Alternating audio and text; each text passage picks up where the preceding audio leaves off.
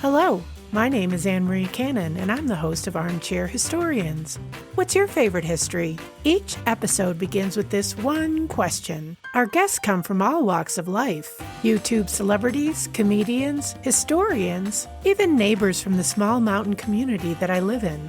They're people who love history and get really excited about a particular time, place, or person from our distant or not so distant past.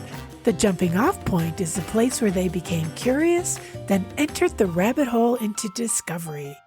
Fueled by an unrelenting need to know more, we look at history through the filter of other people's eyes. Armchair Historians is a Belgian Rabbit production. Stay up to date with us through Twitter, Facebook, and Instagram. Wherever you listen to your podcast, that is where you'll find us. Armchair Historians is an independent, commercial-free podcast.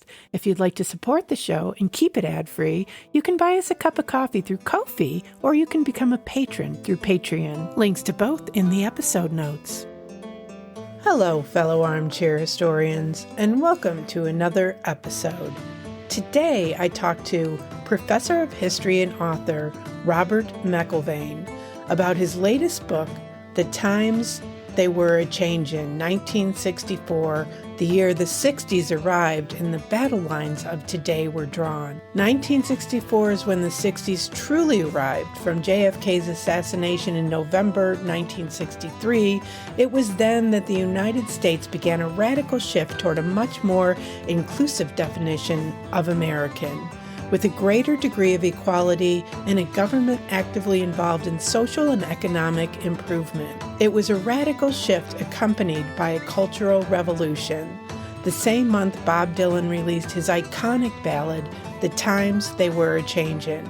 In January 1964, President Lyndon Johnson announced his war on poverty. McCelvaine uncovers 1964's moment of reckoning when American identity began to be reimagined, typing those past battles to their legacy today. Throughout, he captures the changing consciousness of the period through its vibrant music, film, literature, and personalities. McCelvaine is the Elizabeth Chisholm Distinguished Professor of Arts and Letters and Professor of History at Millsaps College.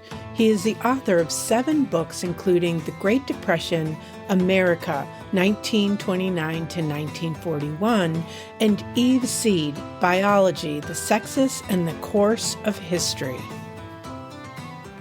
Robert McElvaine, welcome to the show. Thank you. Glad to be with you. So we just get right into the races here, and I'm going to ask you, what is your favorite history right now? Yes, well, the right now narrows it down to the book that I just finished. But before we get into that, I really have a couple of other areas at different times in my career. The early part of my career, I was mostly writing about the Great Depression and either published as the sole writer or editor of 5 different books on that. Then I got into a long period, which I'm still kind of in, focusing on how history has been shaped from the earliest times by the subordination of women and how that came about and how that has affected other things, basically contending that the idea man is superior to woman is the basis of all other hierarchical ideas that humans have had, that any time somebody, especially one man to another, is asserting I'm superior to you, whether it's race, class, nationality, whatever, the inferior one is being associated with women. This goes right down to the language and can perhaps catapult us more into what my current book is about, comparing the way things changed in 1964 with how the right wing is trying to change them back now. But you can very clearly see in the right wing now, just in the hearings, when sometimes they bleep the words and sometimes they don't, of Trump referring to people who won't do his bidding as pussies and so forth. It's always the whole language, refer to it as verbal mounting, because some other species of animals, a defeated male will be mounted by the victorious one, sort of simulating intercourse. And it's kind of hard to imagine that other species have metaphors, but this clearly is saying, I am superior to you. You are now like a woman. All of the vulgar language, essentially, that we use is asserting one man saying to another, I am to you like man is to woman, therefore you are inferior. Now, though, I've been working for decades, early on the 1960s, off and on, since back when I was living in the 1960s, and I keep doing other things. And for a long time, I was going to try to write a complete history of the 1960s, which nobody has ever really done by, incorporated everything, politics, culture, all the rest of that together with Vietnam. And so much is going on that nobody has ever brought it together. It's kind of what I did in my book on the Great Depression, to kind of bring film and music and everything together with what's going on. And that was kind of possible with the Great Depression. But I eventually realized that the reason nobody's done that kind of a book on the 60s, it would take like 3,000 pages. So after a long period of time, I focused more and more and got down to looking at what I call the long 1964, which I define as from the Kennedy assassination in November of 1963 into mid-1965, with the passage of the Voting Rights Act, Watts, things getting worse in Vietnam, and so on. So what's the name of the book? The times they were a-Changin, 1964, the year the 60s arrived, and the battle lines of today were drawn. A little bit more about how 1964 drew the battle lines for today, as you assert. Yeah, well, one thing, of course, recently with the 1619 Project over the last couple of years, there's been a lot of debate about what America is, the right wing trying to seize 1776. The thing is that even the 1619 Project was never intended to indicate that that was more important than the ideals. It would say the existence of enslavement in the background, at least for the most of the white people, was as important as the ideals. And so, in a sense, it seems to me that you've had throughout American history a reality that has included a lot of things that flow from enslavement and genocide and all sorts of things that current Republicans don't want people to know about or be taught about. And they weren't before about 1964, by the way. But on the other hand, America has always been the ideal of 1776.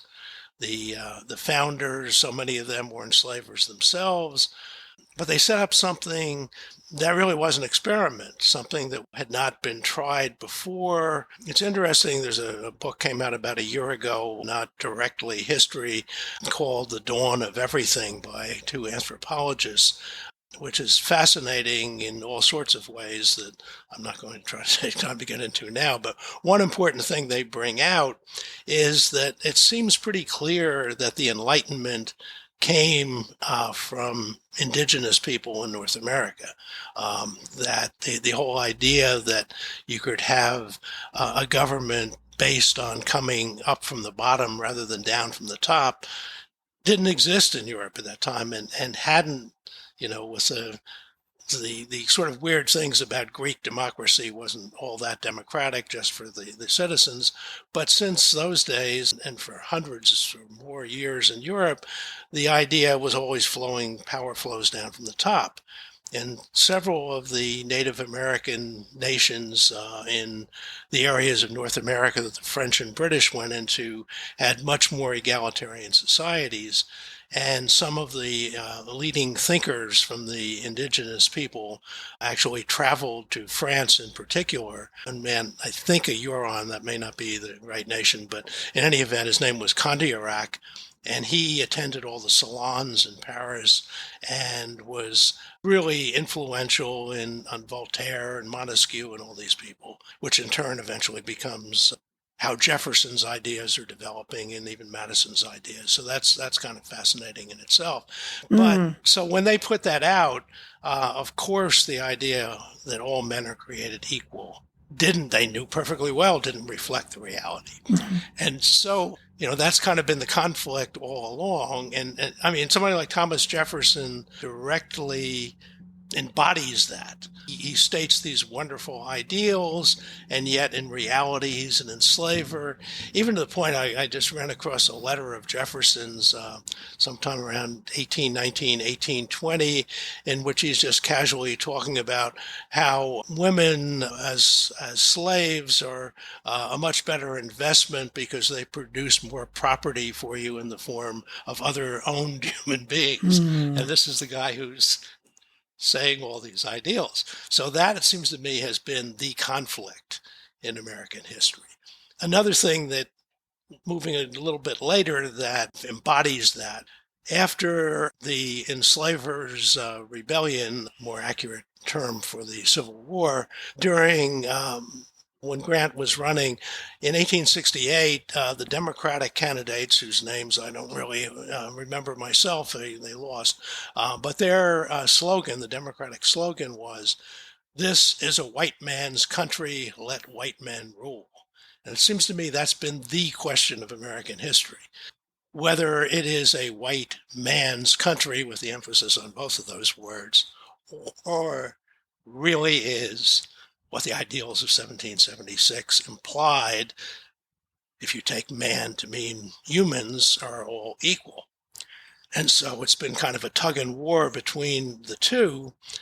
And jumping forward to 1964, what happened in 1964-65 on that front is that for the first time, the United States actually became a full democracy through the Civil Rights Act in 1964 and the Voting Rights Act in 1965. Prior to that, the 50s are still, what we think of as the 50s are still kind of going on until 1964. The early 60s were kind of part of the 50s. And so that was a really dramatic change. And one of the main things that the MAGA Republicans are trying to do now is well, they've been trying to do it for a long time, but they're much closer to succeeding now, is to erase the 60s. The Republicans have kind of been the anti-60s party since the 60s. All that stuff is, we need to go back to make America great again means make America white male ruled again. Mm-hmm, mm-hmm. Maybe you could tell us a little bit about what happened that was so pivotal in that year that you started in November of 1963 and that following year. What happened and what preceded it to that point where things were evolving? Yeah, well, of course, the civil rights movement was well underway before 1964, attempting to kind of start maybe around the time of the Birmingham confrontations in the spring of '63. But if I was going to say 1964, I wanted to not keep expanding it out that much. Mm-hmm. But the change that occurred with Johnson replacing Kennedy is important. If you look at the major inflection points in American history, you usually see a very important leader, like Lincoln during the Enslavers' Rebellion, FDR in the 30s, and Lyndon Johnson is that leader at this time in the 60s. He kind of has not gotten enough credit for it because, basically, of one word, Vietnam. I say in the book a little equation, LBJ minus Vietnam equals Mount Rushmore plus LBJ. Enormously successful. But I argue that while this leadership is important, what's more important is the mood of the time, the zeitgeist. And that's what I try to do in the book, is to talk about what's going on culturally as well as the coming up from below, but culturally, and then Johnson coming down from above, all comes together. And a very interesting coincidence that, well, coincidences are sometimes, people say it's a mere coincidence, and some coincidences are mere coincidences, but others indicate that there's something in the air that, and a striking one occurs in the early weeks of 1964. Johnson gives his State of the Union address in which he declares unconditional war on poverty, which he says that the time has come to end all racism in the country. And 5 days later, Bob Dylan's, I think, third studio album titled The Times They Were Changin' comes out. And the title song in that is almost exactly reflecting in a different way the sentiments that Johnson was talking about in his address to Congress 5 days earlier. The first ones now will later be last. The times they are changing. I think that this really does reflect something. One of the things I point out, the song was written a few months earlier before Johnson came along, but when Dylan wrote it in, I think it was October of 1963, Kennedy, of course, was still president. One of Dylan's friends came along and saw a copy of it and picked it up, and he said, "Come, senators and congressmen." He says, "What is this shit, man?" And Dylan said, "I don't know. It seems to be what people want to hear." And that's the point. It was what people want to hear. And so I argue that unconsciously and both, I'm sure Lyndon Johnson must have sung out of key as I do. And I can't carry a tune at all, but I often say, but I can do a passable Bob Dylan. In any event, they couldn't have harmonized at all, but they were an unconscious duet. And if that duet had a name, it would be Zeitgeist. They're Dylan's a little bit earlier song, "Blowing in the Wind" thing. These ideas were blowing in the wind. And then very rapidly after that, all sorts of things happened. The British invasion, the Beatles actually were supposed to be played for the first time back on November, talked about on a TV show in the United States for the first time on November 22nd, 1963, but other events intervened with the assassination. And so they arrive in the United States at the end of January, the beginning of February, at the same time that the first Beatles song came from, it was kind of out of nowhere to be number one, I Want to Hold Your Hand. Another song that had been rapidly rising, Leslie Gore's You Don't Own Me, reached number two. And were it not for the Beatles having arrived, she would have been number one for the next few weeks. The song, of course, was written by two men, but here was a woman singing "You Don't Own Me." Revolutionary stuff. And were it not for the Beatles having arrived, it would be the number one song in the country. And so that's happening. One of the ways that compares to now, our friends, or perhaps not friends on the Supreme Court, answered "You Don't Own Me" with "Yes, we do, bitch," a couple of weeks ago. And so the clear idea of overturning that. And there are other indications of the start of the women's movement. The Betty Friedan's book, The Feminine Mystique, had come out in hardcover the year before, and it had done fairly well, but it was in 1964 with the paperback that it was just a sensational bestseller. And later that year, another song came out on Gail Garnett, "We'll Sing in the Sunshine." And this too was revolutionary, because what she was singing was what traditionally these songs by men were about, moving from one woman to the other, Ricky Nelson, traveling man. I've got a girl in every port. I mean, just one after another. In fact, the whole early rock and roll through the 50s, almost into the 60s, was the makeup of it in terms of the gender of the singers was essentially the same as the gender makeup of the Catholic Church. They were all male, and it was almost all, they tried to tone it down, but it was almost all about male sexual bravado and how I could get as many women as possible. Now, here was a woman saying, "I'll stay with you 1 year, but then I'll move on." And so all that stuff is going on. Then, during what I think is the most important event there's so many going on, in 1964, Mississippi Freedom Summer Project during the summer.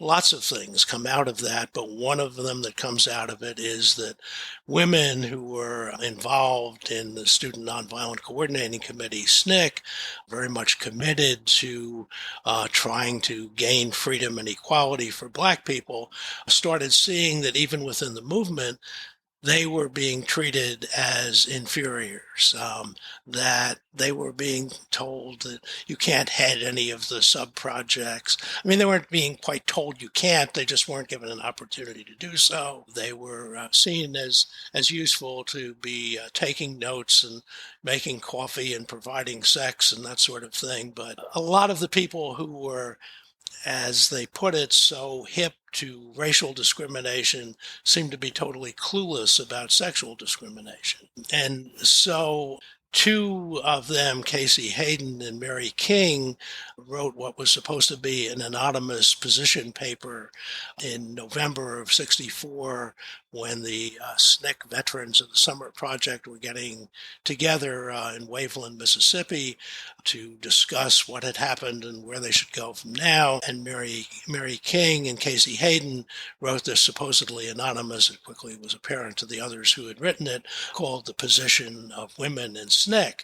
And that, published in a slightly different form the next year, really became the basis for the more radical women's movement that emerged. So one of the things coming out of the 1964-65 period is this, what came to be called second wave feminism, which produced all sorts of changes over the next several years, ultimately leading to the Roe decision in early 1973. So again, all of that is what the right is trying to overthrow today. Yeah, there's so much to unpack in everything you've said. But let's talk about the elephant in the room, which is the Roe decision being overturned. And obviously, we're going backwards. And I feel this sense of hopelessness of being able to stop this tide. You know, you're talking about the zeitgeist of that time and the zeitgeist of this time. What is happening? Yeah, well, what is happening is a lot of people that the media keep referring to as conspiracy theorists. They're not theorists at all. They're conspiracy lunatics and so forth. But a genuine conspiracy has been going on for at least 40 years, since around 1980, with roots back before that. Such books as Jane Mayer's Dark Money, Nancy MacLean's Democracy in Chains, Kurt Anderson's Evil Geniuses are all document that groups of, maybe some of them weren't yet billionaires because there wasn't that much money, but people were billionaires now and extremely rich people, determined to free themselves from such problems as government regulation and taxation, working behind the scenes to try to essentially go back to the way things were in the early 19th century, to go back to John C. Calhoun's ideas of property rights superseding people's rights, human rights, to go back to the way Calhoun had seen that in like the 1830s and 40s, the way to preserve property rights, by which he meant the right to own human beings, was to concentrate power at the state level and against the federal government. So starting even around the time of the Brown decision in 1954, some people on the right were seeing that the only way we're going to be able to do this is that the trend is of the nation as a whole is in a much more liberal direction. Like after the New Deal, the mid 20th century, late 40s, 50s, early 60s, time of really great prosperity for the country, the growth of the greatest in size and wealth, middle class that the world has ever seen. And this was based on a sort of idea of an acceptance of the social contract. People who want to go back to the 50s now don't mention that the top marginal tax rate in the 50s was about 90%, but labor unions were strong. All that was sort of accepted, but not by some very rich people who wanted to go back to the good old days of Calvin Coolidge, or better, William McKinley, the first Gilded Age.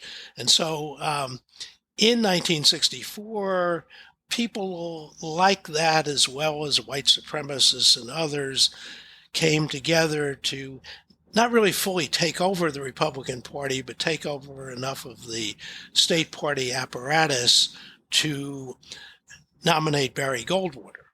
And actually, it was around this week, mid-July of 1964, that they met in San Francisco. Interesting comparison to what's going on now. Norman Mailer, writing about the people at the Goldwater Convention in San Francisco, said that they were a band of, I forget exactly what word he used, but that their idea was a band of executioners who believed that the hangman, too, has his rights, and thinking about January 6th and the noose and all of that. Governor Nelson Rockefeller of New York, liberal Republican, was shouted off the stage by the Goldwater people in 1964. A proposed addition to the platform of the party that would condemn such extremist groups as the John Birch Society and the Ku Klux Klan was shouted down by an overwhelming no. They didn't even hold a vote on it. Jackie Robinson, who had been a lifelong Republican, the first black person to play in Major League Baseball, said that being on the floor of the Republican convention in 1964, I felt for the first time that now I think I know what was like to be a Jew in Hitler's Germany. Some people were yelling racial epithets it was like 1.6% of the delegates were black. This was still considered the party of Lincoln at that time. And so this is a real foretaste of where the Republican Party would be going, but not yet really, certainly not where the country was going. Goldwater went down to enormous defeat, and not really where the party as a whole was yet. The majority of Republicans voted for both the Civil Rights Act and the Voting Rights Act, and majority Republicans in Congress. But it was a real foretaste of where things were going. You can compare that to the recent Texas Republican State Convention, where they passed this platform with all sorts of things that you must teach lies about history, say that the Alamo was this great thing, this mythological history, that life begins at conception, all the rest of this stuff. And even John Cornyn, who is a very conservative fellow himself, was kind of booed off the stage by these people. Home state U.S. Senator in Texas, the way Governor Rockefeller was at the National Republican Convention in '64. So you can see where that was going from that time. In fact, when Goldwater made his infamous statement in his acceptance speech saying extremism in defense of liberty is no vice, Lyndon Johnson was talking to his aide, Bill Moyers, later that night or the next day, and he said, what did Goldwater say? And Moyers told him, and Johnson responded that something to the effect of, well, the effects of extremism are vices. And he just sort of chuckled, and he knew that this was going to be totally unpopular, and pushed through that idea throughout the campaign and won just an overwhelming victory in 1964. And so the people who were taking over, not a majority of Republicans nationwide, but took over the party in '64, were clearly not where things were yet at that time, but that's where the people who have taken over the Republican Party now want to take it back to. As recently as I think it was 2006, every Republican in the Senate voted to extend the Voting Rights Act. Now, all 50 Republicans in the Senate wouldn't even allow voting rights to be debated on the floor. It's just amazing. I still find it shocking. I guess prior to Trump, I was pretty ignorant, and I still cannot get a grasp on the truth of this makeup of our country, that so many people can be, or their belief systems are basically moving us backwards. I guess that's the best way I can say it, but threaten to take away my human rights, my daughter's human rights. Mm-hmm. So where do we see this hit? We're going to change gears here. Sure. Where do we see this history in pop culture? Well, I use pop culture a lot in teaching and in writing. I could more easily talk about about how in the times popular culture is reflective of what kind of the zeitgeist, the general sentiment is. For instance, in 1964, almost exactly the same time, January going into February, the other things I mentioned earlier were happening. Dr. Strangelove came out. Dr. Strangelove was actually scheduled to premiere on the evening of the Kennedy assassination, and they decided to hold it off for about 2 months. But it came out, and it was an unexpected, huge hit. And it is totally kind of mocking the Cold War mentality, indicating that you could have these crazy people, somebody could actually destroy the world by, well, the main underlying thing is because of masculine insecurity. General Jack D. Ripper has lost his precious bodily fluids. I learned it, he says, of course, it's a so-called dark comedy, or even more than dark, a midnight kind of comedy. He says, I first realized that I had lost my essence when I was engaged in the act of love, meaning he couldn't perform. And then he says, I don't avoid women, but I do deny them my essence. And so he blames this on communists, women, and fluoridation of the water, which was actually part of the right-wing complaint at the time that fluoridation was a communist plot. And so the whole thing leads to that. Well, there were people at the time that included a general named Walker, who had been dismissed by Kennedy, who was basically in favor of overthrowing the government. Curtis LeMay, who was actually in the Joint Chiefs of Staff, the Air Force chief at the time of the Cuban Missile Crisis, and Kennedy, just the guy's totally out of his mind, was saying to bomb Cuba, and basically if we have a nuclear war, so much the better. They were kind of the models for these people in Dr. Strangelove. Well, they're like General Flynn now and these other lunatics. I mean, they're the same sort of thing. And so that comes out in February, maybe the end of January of 1964. A few weeks later, Cassius Clay, soon to be renamed Muhammad Ali, defeats Sonny Liston in late February, and just sort of a revolution in his kind of approach, and becomes a worldwide celebrity, embraced by much of the white youth as well as the black and Muslim world. Malcolm X and Cassius Clay had become very close, but Elijah Muhammad, the head of the Nation of Islam, who was a total con man, Malcolm X began to realize that. Muhammad Ali didn't for a very long time. But all that's going on at the same time. Another movie that came out in February, I believe it was, in 1964, 7 Days in May, which was based on a book from 2 years earlier about a coup in the United States headed by right-wing people in the military.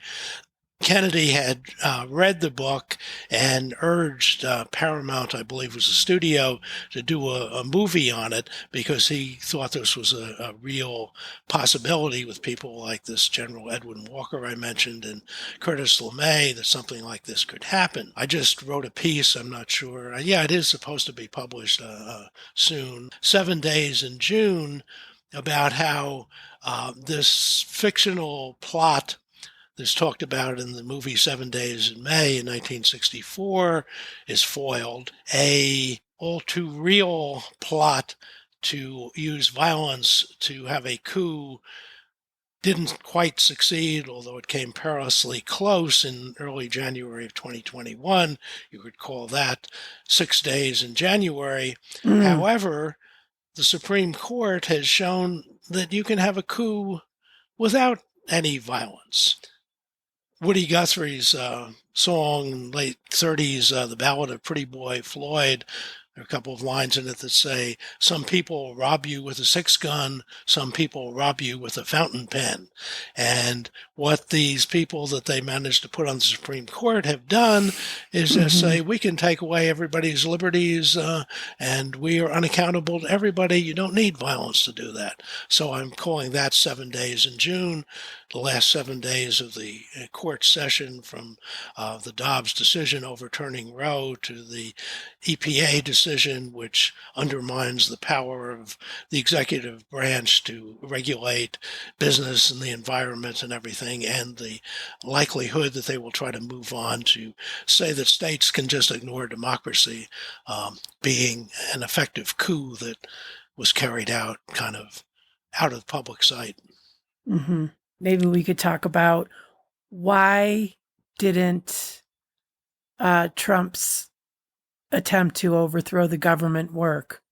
First of all, I'd say that he somehow, like other so-called strong men, all of whom I believe clearly are men who, in fact, are totally insecure about their own masculinity. I mean, Trump, he actually tweeted a thing sometime about 2 years or 3 years into his presidency of this boxer's body and his head on it, like, I am this real man. Yeah. I mean, he's just pathetic the way he is. I mean, he in one of the primary debates in 2016, he said on national, in fact, I was overseas at the time and saw it on CNN internationally, he bragged about the size of his penis. Well, it's just axiomatic that a man who brags about the size of his penis is actually saying it's small. He said the same sorts of things other times. He said I don't need Viagra. I need a pill to make my erection smaller. I mean, the man's out of his mind. One of the really weird things to me is it's more interesting the followers than the leaders. That these people, especially the men who are attracted to the so-called strong man, the alpha male, and we're going to associate with them.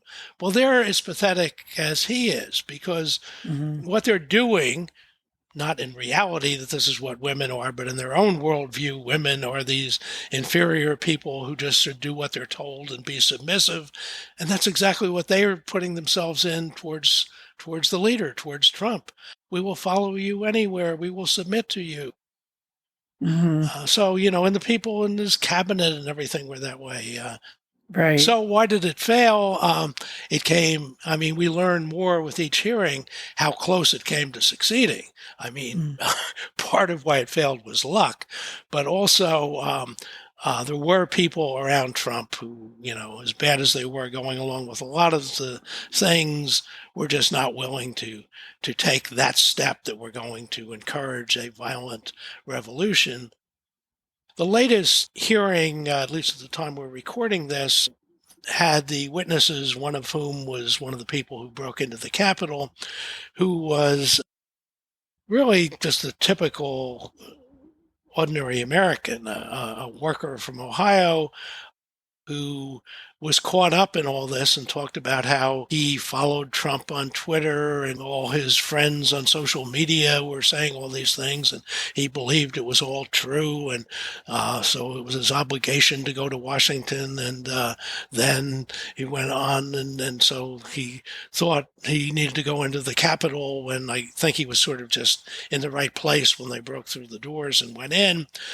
I think one of the most important things that came out of this was that he said at the end, when he was asked, I think by Chairman Thompson, about, how do you feel about all this now and about people who still follow Trump? And he said, well, I had like horse blinders on the whole time. I could only see what was in front of me on the screen and that sort of thing.